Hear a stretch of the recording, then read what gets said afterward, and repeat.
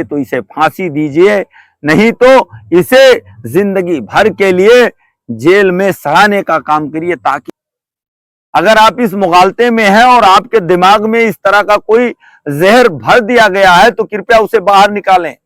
काफिर का मतलब हिंदू नहीं होता जो कुफ्र के रास्ते पर चले।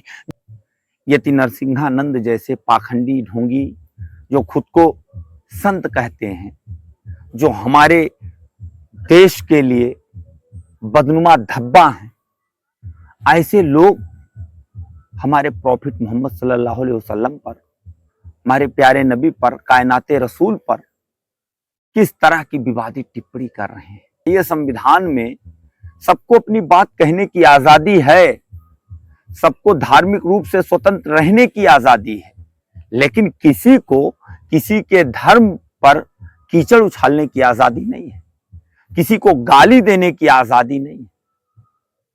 और यति नरसिंहानंद जैसे अब तक कितने ऐसे पाखंडी लोगों ने अनाप शनाप बयान दिए, लेकिन इसने तो सारी हदें पार कर दी। गुस्सा हमें भी आ सकता है, हमारे बदन में पानी नहीं है, खून हमारे भी बदन में है, लेकिन हम अमन, भाईचारा और मोहब्बत का पैगाम भेजने वालों में से हैं।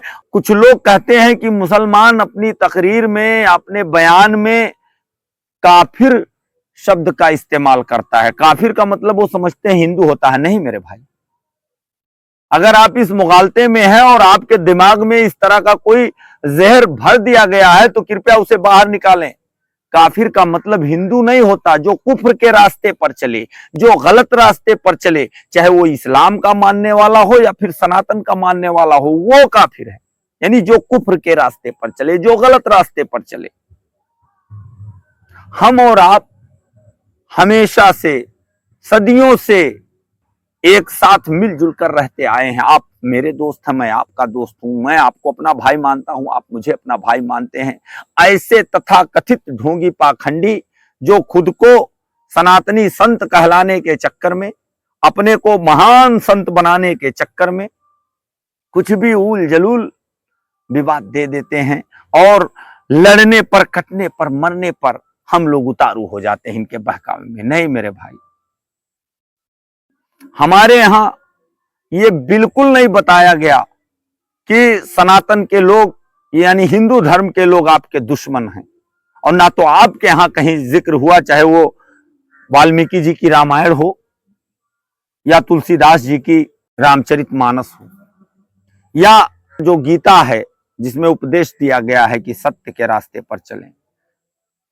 वेद पुराण ऋचा किसी में, ना तो कुरान में कहीं पर गलती से भूल कर भी हिंदू या मुसलमान नहीं लिखा है। मेरे भाई, आपके यहां असुर शक्तियों का दमन करो, असुर शक्ति यानी राक्षसी सेना का वध करो, और हमारे यहां काफिरों का।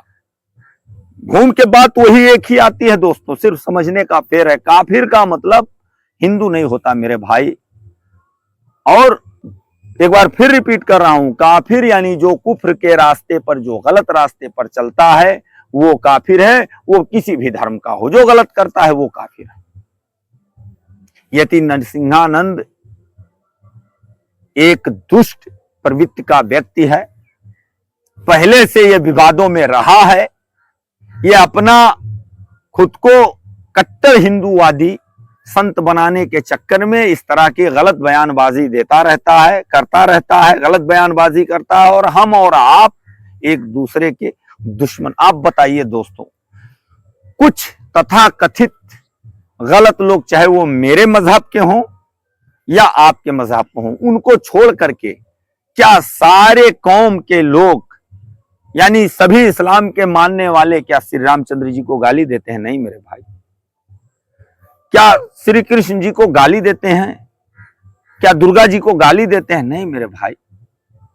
अरे जो अच्छा किए, हमें उनको अपना आइडियल मानना चाहिए, उनको अपना आदर्श मानना चाहिए, उनके बताए हुए पद चिन्हों पर चलना चाहिए, चाहे वो प्रॉफिट मोहम्मद यानी प्यारे नबी सल्लल्लाहु अलैहि वसल्लम हो, या रामचंद्र जी हो, या तथागत बुद्ध हो, या दुर्गा जी हो, या श्री कृष्ण जी हो। जिन लोगों ने सदैव सत्य का मार्ग अपनाने को कहा, ऐसे लोगों को हमें अपना आइडियल मानना चाहिए। जिन लोगों ने हमें अच्छे से रहने का हुनर सिखाया, जिन लोगों ने हमें अपने और पराये में फर्क बताया, ऐसे लोगों को हमें अपना आइडियल मानना चाहिए।